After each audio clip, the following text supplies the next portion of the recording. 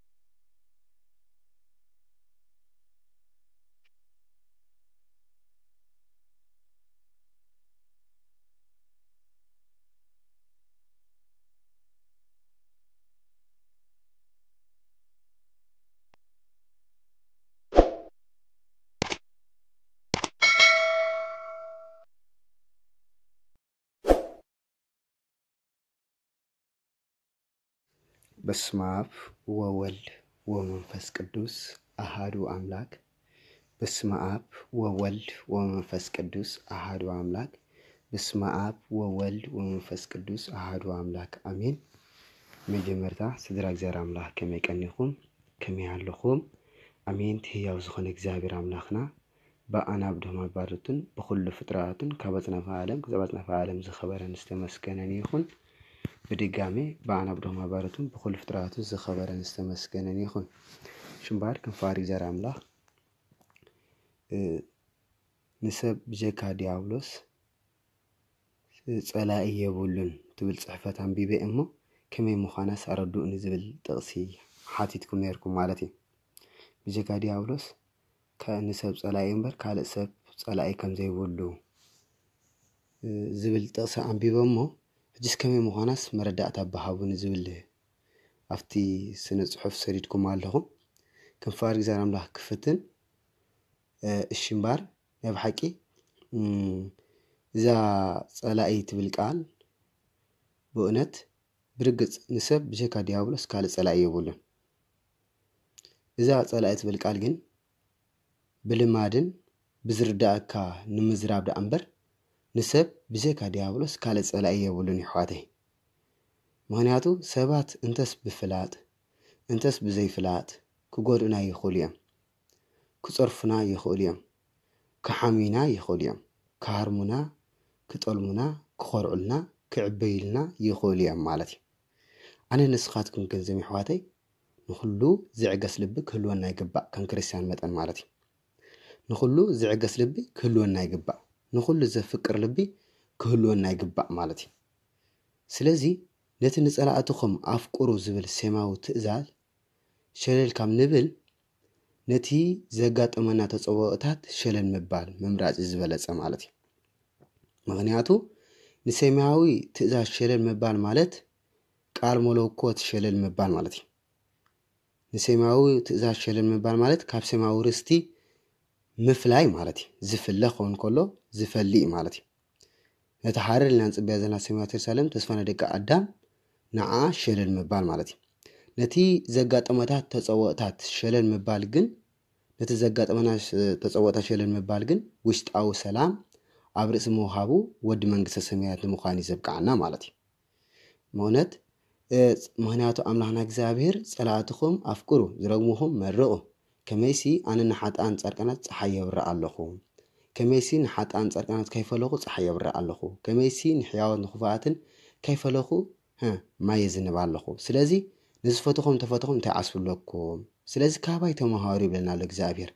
ኣምላኽና እግዚአብሔር ብሓቂ ስለና ክብል ይግረፍ፣ ስለና ክብል ይጽረፍ ነይሩ፣ ስለና ክብል ይሓምም፣ ስለና ክብል ይመውት። ስለምንታይ መይትና ዝነበርና ብሓጢአት ምእንቲ ክንስእ ማለት እዩ። ስለምንታይ ሓመም ነይሩ? ሓሚምና ዝነበርና ምእንቲ ክንፍወስ ማለት እዩ። ጸሚእና ዝነበርና ምእንቲ ክንርወ ጸሚእልና ማለት እዩ። ስለዚ ጸላእትኹም ኣፍቁሩ ዝብል ሰማያዊ ትእዛዝ ሸለል ካብ ንብል ግን ሕጂ ዘምሕዋተይ ነቲ ዘጋጥመና ተጸዋዕታ ሸለል ምባል መምራፅ ዝበለጸ ማለት እዩ። ንሰማያዊ ትእዛዝ ሸለል ምባል ግን ካብ ሰማያዊ ርስቲ እዩ ዝፈልየና ማለት እዩ። ምክንያቱ ነቲ ዘጋጥመና ተጸዋዕታ ሸለል ምባል ግን ውሽጣዊ ሰላም ኣብ ርእሲ ምውሃቡ ወዲ መንግስተ ሰማያት ንምዃን እዩ ዘብቃዓና ማለት እዩ። ስለዚ ቅዱስ ጳውሎስ መምህርና ክዛረብን ከሎ ቀዳማይ ቆሮንቶስ ምዕራፍ 4 ፍቅዲ 16 ዘሎ ህያ ቃል ካላይ ቆሮንቶስ ይረታ ካላይ ቆሮንቶስ ምዕራፍ 4 ፍቅዲ 16 ዘሎ ህያ ቃል ክዛረብን ከሎ ከምዚ ይብል ማለት እዩ እዚ ቀልጢፉ ዝሓልፍ ፎኪስ ጽበባና ካብ ኩሉ ዝበልጽ መዘና ዘይብሉ ዘለዓለማዊ ክብሪ የጥርየና ኣሎ እዩ እዚ ቀልጢፉ ዝሓልፍ ፎኪስ ጽበባና ኣብዛ ዓለም መከራ ፀግቦ ዘለና ኣብዛ ዓለም ሽግርን ፀበባን ዘጋጥመና ዘሎ ይሕዋተይ ፀበባና ዘጋጥመና ዘሎ ካብ ኩሉ ዝበልጽ እንታይ ገብረልና ኣሎ መዘና ዘይብሉ ዘለዓለማዊ ኣብ ሰማይ ክብሪ የጥርየና ኣሎ መዘና ዘይብሉ ዘለዓለማዊ በቃ ዘለዓለማዊ መወዳእታ ዘይብሉ ህይወት ስለዚ ከመይ ያደናቅት ቃል ያመስለኩም ለከ እዚኣ ለከ እዚ ኩሉ ቅዱሳን አቦታትና ክጽረፉ ክግረፉ ክስገጉ ከለው ክሳውዶም ከም ሽጉርቲ ክቅረድን ከሎ ቀርበቶም ከም በጊዕ ክቀለጥን ከሎ ከም አጓዛ በጊዕ ተገፊፎም ክድርበይን ከለው ዝዕገሱ ዝነበሩ ነዚ ዓቢ ተስፋ ሒዞም ነይና ዓቢ ተስፋ ሒዞም ነዚ ቀልጢፉ ዝሓልፍ ፎኪስ ፀበባና ካብ ኩሉ ዝበልጽ መዘና ዘይብሉ ዘለዓለማዊ ኣብ ሰማይ ክብሪ የጥርየልና ኣሎ ኢሎም ዝብቃል ሒዞም ማለት ስለዚ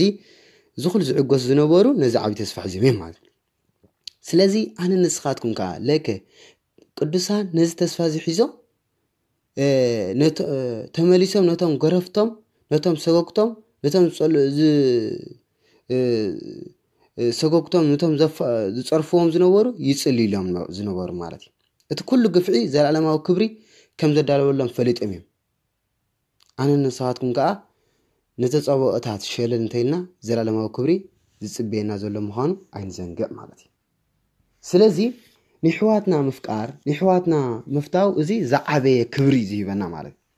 ስለዚ ዲያብሎስ ካብታ ተለላትና ዘላ ናይ ክብሪ ስፍራ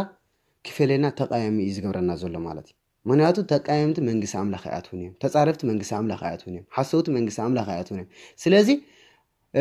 መሲሕዋቶም ስድራቤቶም ተባኢሶም ዝኸዱ ሰባት መንግስቲ ኣምላኽ ስለዚ ኣቱ ዲያብሎስ እንታይ ይገብር ኣሎ ሕጂ ድቃስ ዘይብሉ ንመንግስቲ ሰማያት ካይናኣቱ ንገሃነም እሳት ይዕድመና ኣሎ ማለት እዩ ክንፈልጦ ዘለና ኣብዛ ዓለም ብህይወትና ኣብዛ ዓለም ብህይወት ክሳብ ዘለና ዘይቋርጽ ውግእ ኣለና ማለት እዩ እዚ ውግእ እዚ ድማ ኣብ መንጎናን ኣብ መንጎ ዲያብሎስ እዩ ማለት እዩ ዲያብሎስ እንደገና እውን ኣብ መንጎ ስጋናን ኣብ መንጎ ነፍስናን ውግእ ኣሎ ማለት እዩ ዲያብሎስ ዝጠንቅናይ ዝወግእ እዚ ድማ ኣነ ንስኻትኩምን ንእግዚአብሔርና ንስዕብ ንእግዚአብሔርና ንምስክን ንእግዚአብሔርና ንውድስ ኣመስኪና ወዲስና ድማ መንግስቱ ንምውራስ ዘለዓለማዊ ህይወት ንምውራስ ኢና ንሓስብ እንከለና ናብቲ ሰማያዊ ኢየሩሳሌም ተዳለወትና መንግስቲ ሰማያት ክንኣትልና ሓሳብ ኩሎና እንከሎ ዲያብሎስ ድማ በአንጻሩ ንዓይ ሰዓቡኒ ንዓይ አገልግሉኒ ንዓይ ትስዒኩምኒ እንዳበለ በአንጻሩ ናሰዓበና በይ ንገሃነም እሳት ይዕድመና ኣሎ እግዚአብሔር መንግስቲ ሰማያት ከዕድመና እንከሎ ዲያብሎስ ድማ ይዕድመና ንገሃነም እሳት ይዕድመና ኣሎ ማለት እዩ ስለዚ ክርዶ ይግባአና ነፍስናን ስጋናን ድማ ኩልሻ ምስተባእሳያን ነፍስና ክጸውሜ ክሙጽክቴ ክጽልየ ንኣምላኽ እግዚአብሔር ክስዕብ ያትብል ኮላ ስጋና ድማ በአንጻሩ እንታይ ትብል ነፍስና እንታይ ኢለኩም ክጸውሜ ክጽልየ ክሙጽክቴ ስጋ ወልደ እግዚአብሔር ክበልዕ ብዘይንስሓ ህይወት የለን ኢላ ቃል ኣምላክ ክሰምዕ ኮላ ተንቀጥቀጥ ትፈርሕ ስጋና ግን በአንጻሩ እንታይ ትገብር ክበልዕ ክሰትየ እንዳበለት ምስ ዲያብሎስ ርክብ ገይራ ንገሃነም እሳት ዕድመና ማለት እዩ ስለዚ ሕለፍሕለፍና ተባህላ ይነብራ ማለት እዚ ውግእ እዚ كزازم وكازوج زي هدأ زلوا سلام زلوا عرفت زلوا كركبت خينو نتا صلوت أجانب فرلان زكوت وطلعن كيناز زخنت صلوت نجبر جبنا مدينة عالم تسوينا رفتها سلام عرفت خيبنا هي مالتي سلازي حواته أبزع عالم زي قارز وجاهم زلنا كل فوت جبنا إجزابير من قسمات كعدمنا كله دياولس كان جهنم سات زعدمنا مالتي سلازي دياولوس تابوتو سلازي حدقنايو دك أزاي باللي زحدر زولا سقافجي نعنا خدنا كرنا دياولوس تمسار الحطر لي كم زجاج زمان بس يزور لما تتنقون نقحن لنا مات دياولوس أيكون بيت إجزابر أملاكينا كن قداس كن بارخ كن نصح سقاول إجزابر كن بلع نزع أبجزانا كوا إنجراح نبلع زغنا الناي كنا ببهارياته مالت كنا ببهارات حواته سلازي بزم مخانو نتصبق خان نجبر سلازك على سنة دياولوس سلازي نايك أرم مسائرنا دياولوس سلازي خونه نسي صلاينا مالتي سلازي ناس مسألة خدعة يخون يحاتي ماني صلاينا دماخا نسو دما بزيك دياولوس قال صلاي كم زيله اقدم نغيركم صنيه مالتي ما انت زيمكا قدسانا بوتاتنا نسخاتكم تصرفنا نحنا نصليلكم نسخاتكم تصلؤنا نحنا خا نفقركم بمبال كريستيان زمرق زصلي زفقر بحر كلو كم زغبا اسفيعم هيرمنا مالتي قدامي قرنطوس معرف 4 فر 10 زله يا قال مالتي انت يبلالو ممرنا قدس باولوس بحق نسخاتكم تصرفنا نحنا ግን نصليلكم بحق نسخاتكم ترغمنا نحنا ግን نمرقكم بحق نسخاتكم تصلؤنا نحنا ግን نفقركم بمبال كريستيان بؤنت زمرق زصل زفقر بحر كلو كم زغبا زمهرنا مالتي منالبات نصلاينا مفقار كبير مسيلو كراينا يخيلي مالت برغصكا كون خوينو سمعنا خيلي ግን ናይ بحقي ሓደ محارت محرت كرخميم بصاني يبل بؤنت محارت محرت እግዚአብሔር محاري احنا خا نحواتنا محرت كنغفل يغبانا وقدسان ابوتاتنا ان بعل قدس توماس ابيند خير السبكت كسبخن كلو ولا حنتي كاي غبرم نسو ناب املاخنت ناي غويتنا عسكرس كامنو بلنا تقالسه نا مهارن كلو اتحزب ግን صلاه سنيات حاضرون تنغونورو قربتو قليطم كمبغع نابايتا دربيم كساود نقرصون كلو እንዳይ قربتو نبايتا دربيون كلو ها 10 سبات موታት የተሰነየሩ በተቆርበት ተደርበየ ማለት በተቆርበት ተቀለጠ ማለት كمبغع ተቀለጠ ማለት بلبو ስለምንታይ ግን موታት የተሰነየሩ ተልክሞ بلبو ይብል ታሪክ ነገር ከሎ بلبو محرت ይልምን ነበር ማለት ምክንያቱ محرت ክረኸም ብጻነ ስለዝልት ያውቃል ማለት بلبو እንታይ ገብረሩ محرت ነሩ محرت ይልምን ነበር ማለት ስለዚህ ቅዱሳን ናተቆረጹ ናተሰልዑ ከም ሽጉርቲ ናተቀርደዱ ከም በጊዕ ናተቀለጡ ከለው ቀርቦቶም በቃ ናተቀለጡን ከለው አቡተን ሓውን ላአተውን ከለው بلبو እንታይ ገብሩ محرت ይልምኑ محرت ስለዝልምኑ ወራኻ 10 ሰባት ድማ በቲ ቆርበት ናይ ቶማስ ተቀለጠ ተደርበየ 10 ሰባት ሞታ ዝነበር ክትስኡ ኢሎም ማለት ስለዚህ محرت ክረኸም ወጻነ ስለዚ አምናና እግዚአብሔር محرت ክንኮን ይግባአና ማለት ቀዳማይ نبدلات بصاينا كنزرزرو ايغبانا كنفوتو زلنا عرفت زلو هيوت كنبر تخونا سمي حواتي كمنفسان متن نبدلات بصاينا كنزرزرو ايغبانا امرنا نبدلات بصاينا بؤنت حاده بحاده علت بعلت استفصملو بوتا يسمعوا سباتن كالئن نختذكر كدفافعنا يخيلي مالتي اتو بوتا خون معلتي خون كم نذكر كدفافعنا يخيلي مالتي انا نسخاتكم جني حواتي كم منفسها متن كم دق كريستوس متن دق قدس بيت كريستيان كم اورثودوكس تخالو متن كاو نعو مذكر نتي ناي بصاينا ويدما ناي حفتنا بدل وي كان يحاونا بدل كم نعو مذكر نتي يقرب بمبالنا نرخوا برخت كنذكر يغبانا مهنياتو وحد يبنا بزح نوها مالتي نحاول انتي مالتي بزح وحد يبقى بزح تقبل مالتي مالتي وحد يبقى بزح تقبل مالتي نحوقا بدل يخات حد قول زلخا تزبدل لك تقول فلخا كاب እግዚአብሔር ግን بزح تقبل لخا እግዚአብሔር ሙሉ ዕድማኻ ሙሉ ናብነት ወዲ 10 ዓመት ክትል ትኸሊሃ ሓወይ ወዲ 30 ዓመት ክትል ትኸሊሃ ሓወይ 30 ዓመት ሙሉ ክንደይ ማዓልታት ኣለዋ ኢልካ ሓሰብ ኣብ ማዓልታትከ ክንደይ ደቂቃ ኣለዋ ኢልካ ሓሰብ ኣብ ደቂቅ እንታይ ዓይነት ሓጢያት ጌርካ ኣብዝን 30 ዓመት ሙሉኸ ክንደይ ደቂቃ ኣላ ክንደይ ሓጢያት ጌርካ ኣለኻ እዚ ኩሉ ሓጢያት ዝገበርካ እንታይ ገብረልካ ኣሎ እግዚአብሔር ከም ውልዶ ቆልዓ ከም ውልዶ ቆልዓ ጹሪ መንፈሳዊ ሕጂ ተጠመቀ ውልድነት በቃ ሕጂ ተቀበለስ ውልድነት ስላስ ተቀበለ ዕርብነ መንፈስ ቅዱስ አላህ ኮል ይሕድረልካ እግዚአብሔር በቃ ካላይ በቃ ትውለደሉ መንገድ ኣሎ ማለት እዚ ዕድምኻ ሙሉ ሓጢያት ዝነበረ ከም በሓድስ ነጽህ ማለት ሪእኹም ኣለኹም ንሓውኻ በደል ዝገበርካሉ ውሕድ ኢኻ ካብ እግዚአብሔር ትረኽቦ ዘለኻ ምሕረት ግን ብዙሕ ሰባት ተቀትል ነርካ ብዙሕ ሰባት ተሳድ ነርካ ብዙሕ ሰባት ተዋር ነርካ ትምንዝር ነርካ ንኹሉ ነገር ግን እግዚአብሔር ይቅርብ ለልካ ኣሎ ማለት እንታይ ስለዝገበርካ ካብት ንሓውኻ يقرأ سلسلة بالكالو مالتي محرت كرخو يوم سلسلة مالتي إسقى وحد تمحر لها إجزاير كن كاب إجزاير كن بزح محرت ركب لها عدمها مولو حد أزجبر كا يجد فالكالو نحاو خاجن قرب زجر فالكالو كاب إجزاير كن عدمها مولو حد أزجبر كا يجد فالكالو مالتي سلزي بؤنت نزن كم زن دي زجبرني مبال قريفنا ولا كاتي قبل علينا استفز بدل كمل بمي كنت كمل زجبا أنت خونه حاضر أخم تقيمك هترحقن أيجباني كاب بيتك رشان تقيمك كاب تحوخا كاب حفتخا كترحقن أيجباني لومي زخفت فقر الله لومي منافقنت سمزيت وهابا منافقنت متي الله فقري ازي سمزيت وهابا حاتياتسي سمزيت وهابا منافقنت متي الله انتي تبل الساقا بلبخا كم بقال كل كام صحوخا بأفكا كين في الشخص بلا كصحوي ودخ صحوي قبل كخلا في الشخص بلا كم بلبها تقايم كلا إذا كن زخافة منافقنتي إذا زخافة منافقنت حاونا حفتنا قدنا ينفطنا إجابير كن لبن كلا يتمرمر مالتي سلازي أيكون قال تنبغنا قال كاي أيكون قال تزاريبنا قال كاي تنبغنا حساباتنا زمرمر أملاخي لبن كلا نليتن زمرمر أملاخي سلازي نيجابير كتشكع كاي تحسب مالتي بلبخات قايمك بأفكار في الشخص تبغى يكون كذي زعبي منافقنت زي منافقنت سلازي كنت منافقنت مالك ترتر مالتي سيلك بتحرق وجنت فوتو بتحرق وجنت قد فمالك زخو زي قبوي مالتي سلازي حواتي ولا كتي قبل علينا استفدت من بدل كمل بمي كنت كمل زقبا انت خونا تقيم كاخترح جن اي قبان اللي كله جن نبرات كتزرزر بدلات ناي بصاكا بدلات ناي حفتخا بدلات ناي حواتكا بدلات ناي محبركا كتزرزر كاين وعل تطنقو مهنياتو حنت كام مسلا بوتاتنا ባህልና ከነግረኩም እንታይ ይብሉ ፍቅር ደሊኻ ገዲፍካ ጽል ደሊኻ ገፍጊፍካ ይብሉ አስውሉ ፍቅር ደሊኻ ገዲፍካ ጽል ደሊኻ ግን ገፍጊፍካ ይብሉ ማለት ምክንያት ፍቅር ተደሊኻ ንኹሉ ገዲፍካ ንኹሉ በደላት ገዲፍካ ከተፍቅር አለካ ማለት እግዚአብሔር ንኹሉ ኃጢአትና በኃጢአትና ኮለና ከተጸየፈና ስለና መይቱ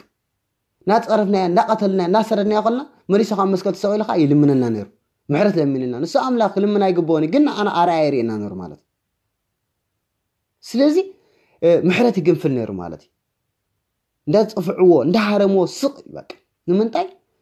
በቃ ኃጢአትና ከተጸየፈ የልዕለና ነሩ ማለት ስለዚህ ፍቅር ደሊኻ ገዲፍካ በቃ ኩሉ ገዲፍ እግዚአብሔር አፍቂርና ስለዚህ ፍቅር ደሊና ለማናኻ ክንጎድፈ ይግባና በደልናይ ብጻት ነሐዋት ክንጎድፈ ይግባና ጽል ደሊኻ ግን ገፍጊፍካ ከምዝ እንዲ ዝገበረትኒ ከምዝ እንዲ ያዝገበራትኒ ከምዝ እንዲ ያዝበላትኒ ከምዝ እንዲ ያዝበላትኒ እዚ ገፍጊፍካ እዚ ጽል ደሊኻ ራምበር ፍቅር ደሊኻ ማለት አኳን ብዙሓት አነስን ኣብ ቦታት አሉ ከዕረቁ ዝደለዩ ሰባት ሰባሕዳር አንተ ታያኸንኪ ንዑ እንደበጃኺ እንተና አንደ በጃኻ ተበልከ እንታይ ይብሉኻ እዚ ከምዝ እንዲ ዝገበረኒ እዚ ከምዝ እንዲ ገበረኒ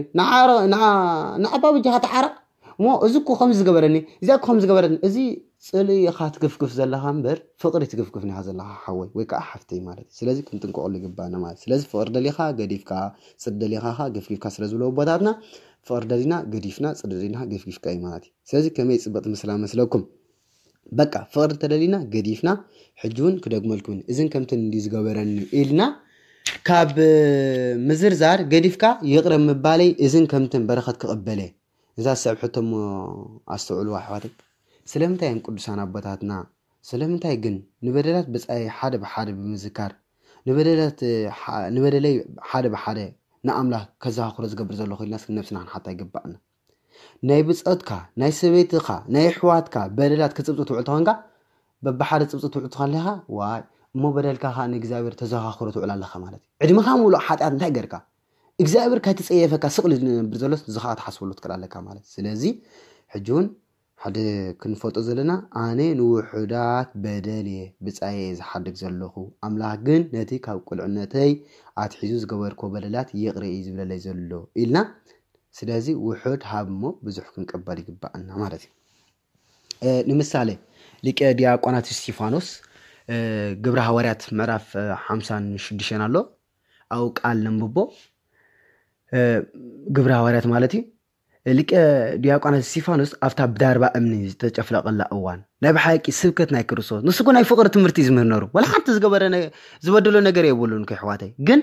ሊቀ ዲያቆናት እስጢፋኖስ ኣፍታ ብዳርባ እምኒ ዝተጨፍለቀላ እዋን ሓንቲ ኣገራሚት ጸሎት ጸልይ ነይሩ ማለት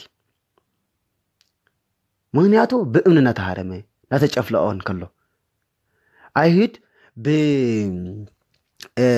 ኣይሁድ بزي جوارو كيسمونه نكريا قناة استيفانوس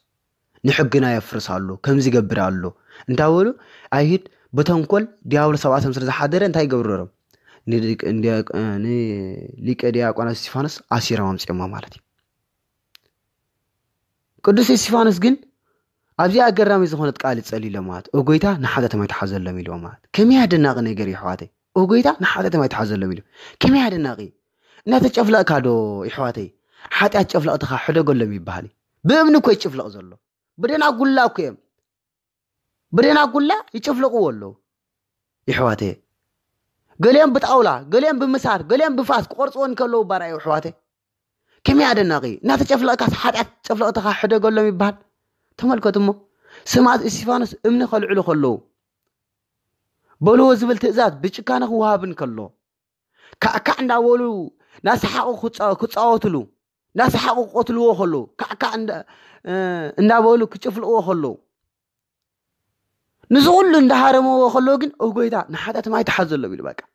يحواتي سم دهارمكا سم داقتلكا ايتحزلو ميلكا يلمن بكريستياناو متن يلمن مغنياتو صلاتو مفكر زرغهم مرو زول قال سلازلو ما بزي بقى منغس املاح متاو يلما تقايمكا منغس املاح متاو يلم تقايم سب حماي سب حساو سب منغس املاح ياتني مالتي سلازي از سلازفوت قدسان ناي እግዚአብሔር አምላኽና መሰረት ሕጂ አምላኽና እግዚአብሔር አብለተ መስቀል 6666 ኣብ ዝባን ተገሪፍን ከሎ ግን እንታይ ገብር መስቀል አላዶር ሳዶር ኣብ መስቀል ሸንኪረሞን ከሎ መሳምር ተሸንኪሩን ከሎ ኣብ መስቀል ተሰቂሉ ከሎ አደባባይ ዓለም ክትጉሕፎ ከላና አምላኽና እግዚአብሔር ታይ ዝገበር አምላኽና ወአበይ ዝገብሮ ነገር አይፈጥነም ይቅርበለሎ ስለዚህ ንዛ ቃል ዚያ ሕዚ ድማ እግዚአብሔር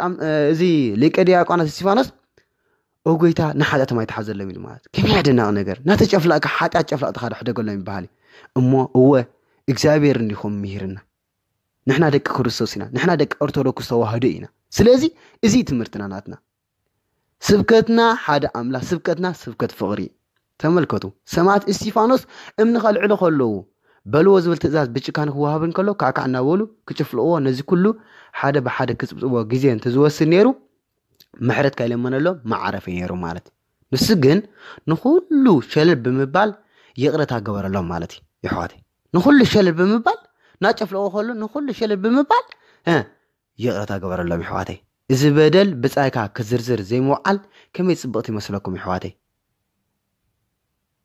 ከመይ ደስ ዝብል ቃል ይመስለኩም ቅዱሳን አቦታትና ብሙላአቶም እነ ቅዱስ ዮሴፍ ተሪእናዮ ሕጂ ኦሪት ዘፍጥረት ምዕራፍ 45 ፍቅዲ 5 ዘሎ ያ ቃል ተሪእናዮ ከም ዝብል ቃል ኣሎ ማለት ወአምላኺ ህይወት ንምድሓን ቀቂንመኹም ናብዚ ዝለኣኸንሞ ናብ ስለሸጥኩምኒ ኣይትጓሃዩ ኣይትጨነቁ ይብል እዚ ቃል ዝተዛረበሉ ቅዱስ ዮሴፍ ስለምንታይ ተዛሪብዎ እዚ ቃል እዚ ኦሪት ዘፍጥረት ምዕራፍ 45 ፍቅዲ 5 ዘሎ ያ ቃል ስለምንታይ ተዛሪብዎ እዚ ቃል እዚ አምላኺ ህይወት ንምድሓን ቀቂንመኹም ናብ ዝለኣኸንሞ ናብ ስለሸጥኩምኒ ኣይትጓሃዩ ኣይትጨነቁ ኢሉ ማለት من يزارو زلو قدس يوسف نايم انتايو قدس يوسف صادق يوسف بحوات تشيطو كاببون كابدين ناب ግብጽ ድሕር መውራዱ ይሕዋቱ ፈለማ ከቆትሎ ወደለም ቀኒ አምሉ ምክንያቱ ስናይ እግዚአብሔር ሰብ ይነሩ ንሱ ምክንያቱ አቡ ትሕቲ አቡ ኮፊሉ ተማሃይሩ ዘዓበየ ሰቢ ሕጊ ቤተክርስቲያን አጽንዕ ዘዓበየ ሰቢ بሕጊ ቤተክርስቲያን ብናይ ኦሪት መቁርብ ማለት እዛ بيت مقدس مالتي بيت مقدس كيد كل شاب زعبي أو زعبي سبي سلازي تمرتنا إجزابير تمرتنا أبوتات استمهاري صادق يوسف تعزاز النزنا ورو صادق ينرو حلمتات فتح زنورة قدس أبي سلازي حواتو تسألي أمه أبو دما عزيز فوتو سلازفكرو سلازنورة أقل قالنا إجزابير سلازنورة سلاز فوتو زنورة نبوك حروقن نزقال يوسف دما بقن عز أكل ود 15 عمد كله ناقبص الشيطان مالتي بحوات الشيطان ناقبص دحر مورادو نتم اخل نمشمات ناقبص زوردو حواتو اب اسرائيل اخل تساينو اقبص طراي اخل نيرو ناب اخل خشموت يلم ناب قبص مسكودو دحر خندي عمتات مالتي نتم اخل نمشمات ناقبص زوردو حوات شعو نزبدلو كاي زرزره كم يقرو يقرا خمس وللم عم بيبني يصنحنا لنا مالتي እንታይ ኢልዎም አምላኺ ህይወት ንምድሓን ቀቂን ማው ናብ ዝለኣኸንሞ ናብ ስለሸጥኩምና ኣይትጓሃይ ትጨነቁ ኢልዎም ኣስተውዕሉ ይዋቴ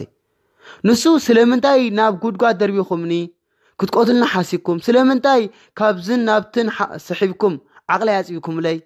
ስለምንታይ ካብቲ ትፈትዎ ኣቦይ ፈሊኹምኒ ስለምንታይ ከእረ ብሰንኩኹም ንኽልተ ዓመት ከም ተኣሰርኩ ትፈልጡ ዲኹም ስለምንታይ ካብ ኣቦይና ኣደይን ፈሊኹምኒ ስለምንታይ ክትቆትልና ሓሲብኩም ነርኩም ብድሕሪ ግን ምማት ምስ ኣበኹም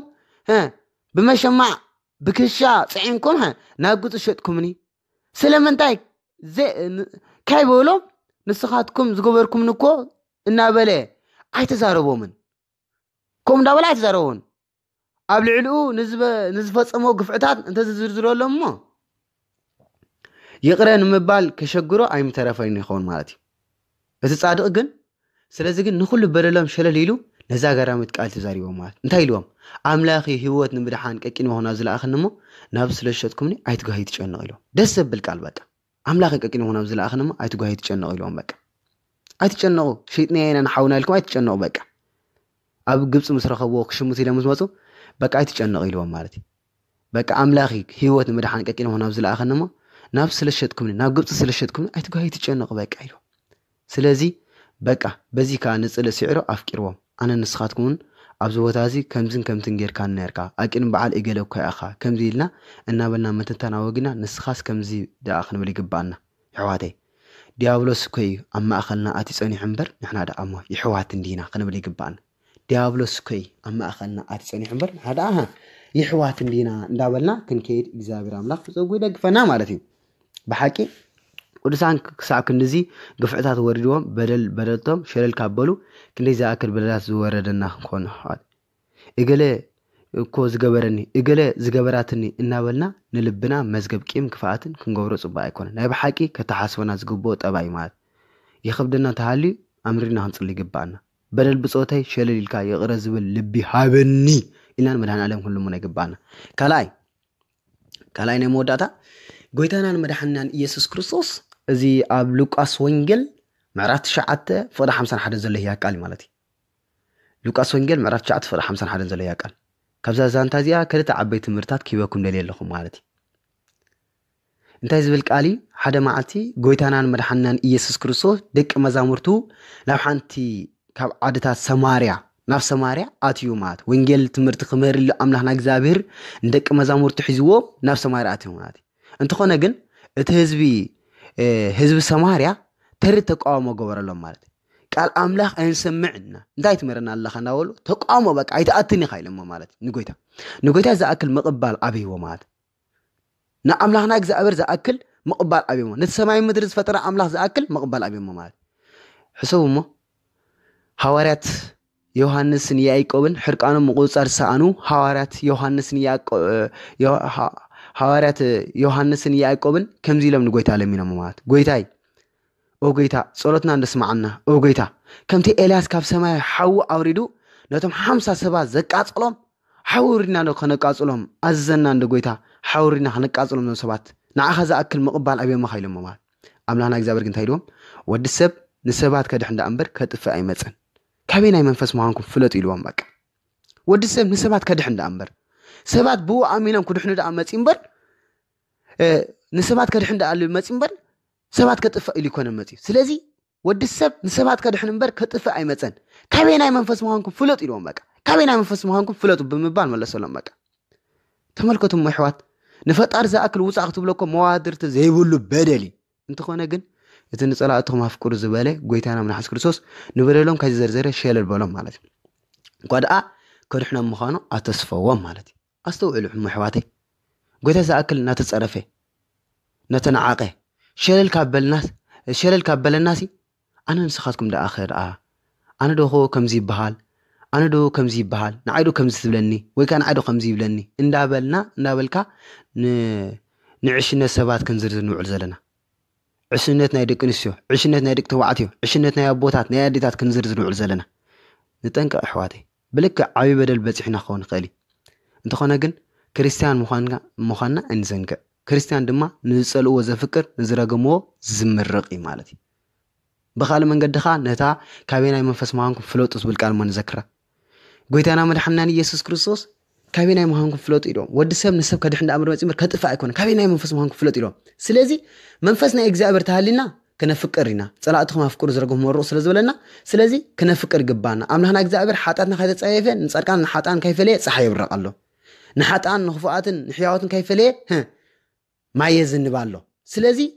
ካባይ ተመሃሩ ኢልና ንዝፈትዎም እንታይ ኣስብለኩም ለና በቃ በደልና ንሓጣን ከይተጸዋጸበ ብምሕረቱ ካብ ጠመተና ንሕና ድማ ናቱ ክንወስድ ይግባአና መንፈስ ናቱ ክሕዘና ይግባአና እምበር መንፈስ ናይ ዲያብሎስ ክሕዘና ይግባኦኒ